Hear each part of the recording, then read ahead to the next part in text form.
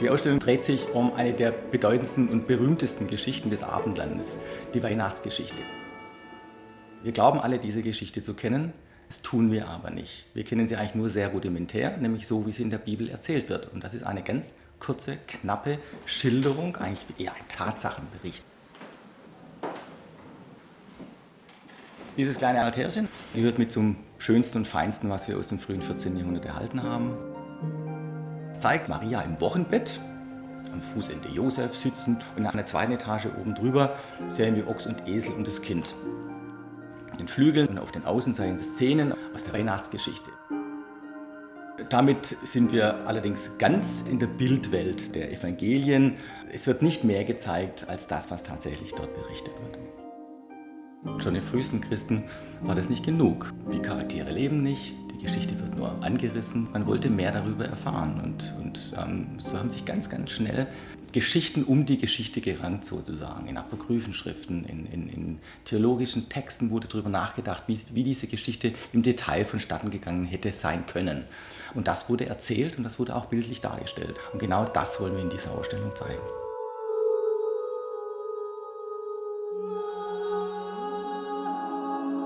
Maria hatte in der Bibel kein konkretes Alter. Aber in theologischen Texten, die nicht in den biblischen Kanon aufgenommen worden sind, wird sie als sehr, sehr junges Mädchen beschrieben, als 12-Jährige, 14-Jährige, 16-Jährige, die tatsächlich einen uralten Kreis zum Ehegatten bekommt. Er war schon mal verheiratet, hat daher erwachsene Söhne und daraus resultiert auch seine Unsicherheit diesem jungen Mädchen gegenüber. Aber diese Verunsicherung, sie hat eben ihre Begründung, ja, weil Maria braucht tatsächlich einen Mann, der die Finger von ihr lässt. Ja, und das schafft natürlich ein alter Mann leichter als ein junger, logischerweise.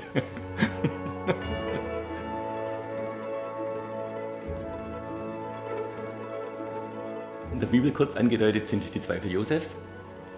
Josef kommt eines Tages nach Hause und stellt fest, das Mädchen ist schwanger. Er bleibt in der Bibel richtig gelassen und cool eigentlich. Das ist in den Apokryphen anders. Er wird wütend, er ist enttäuscht. Und in dem Moment, wo er beschließt, dass er seine Frau wegschickt, schläft er ein und im Traum erscheint ihm ein Engel. Und er sagt ihm, diese Frau gebiert einen Sohn, der durch den Heiligen Geist gezeugt worden ist. Das ist ein göttliches Kind. Josef kehrt nach Hause zurück, entschuldigt sich bei ihr und von da an geht die Weihnachtsgeschichte ihren richtigen Lauf.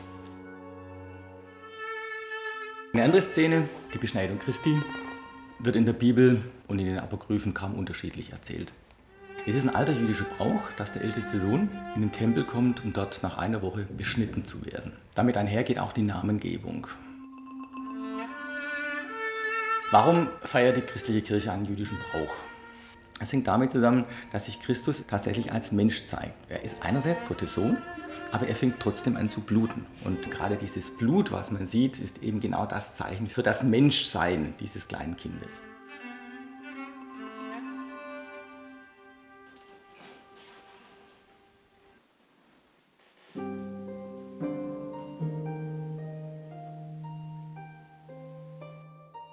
Eine Weihnachtsausstellung ohne Krippen kann nicht funktionieren. Deswegen haben wir eine sehr aufwendige, sehr realistisch wirkende Figurenkrippe aus dem Neapel des späten 18. Jahrhunderts aufgebaut. Diese Krippe ist unglaublich faszinierend, also weil sie mit einem Pomp daherkommt und mit einer Dramatik. Also das ist großes barockes Theater, was da tatsächlich in die kleine Figurenwelt übertragen wird. Das Schöne an dieser Weihnachtsgeschichte, wie sie sich im Laufe der Jahrhunderte entwickelt hat, ist, dass diese Figur Christi immer lebendiger wird und dass es nicht so zeichenhaft bleibt, auf der einen Seite Gott, auf der einen Seite Mensch, sondern dass beide Richtungen durch kleine Episoden und Anekdoten sozusagen ausgesponnen werden. Vor allem wird dies auf der Flucht nach Ägypten deutlich.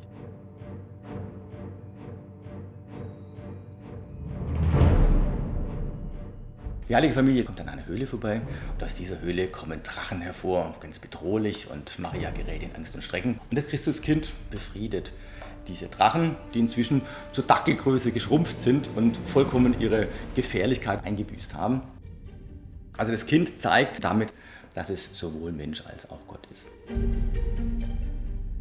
Die Ausstellung erzählt eine Geschichte, die uns einen ganz, ganz anderen Einblick gibt. Nicht nur in die Weihnachtsgeschichte, sondern auch in die Möglichkeiten, wie im Mittelalter erzählt werden kann.